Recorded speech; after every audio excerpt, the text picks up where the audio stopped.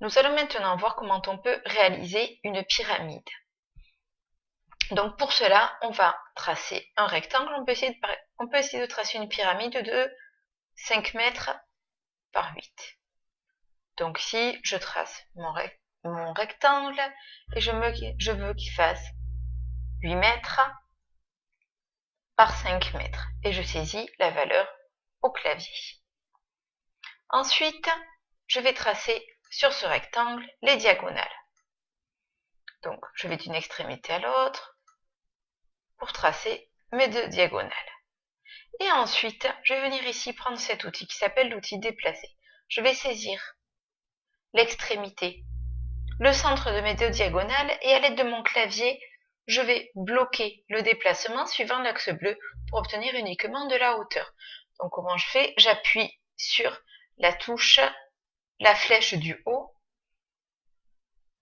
sur le clavier et je peux ainsi monter ma pyramide. Si je déplace ici à l'aide de l'outil orbite, je peux voir que ma pyramide a été réalisée correctement. Je peux aussi changer la texture de ma pyramide. Donc par exemple, je vais colorier avec ici un élément translucide. Je peux prendre par exemple du vert D et je vais sélectionner les différentes parties que je veux colorier. Donc, par exemple,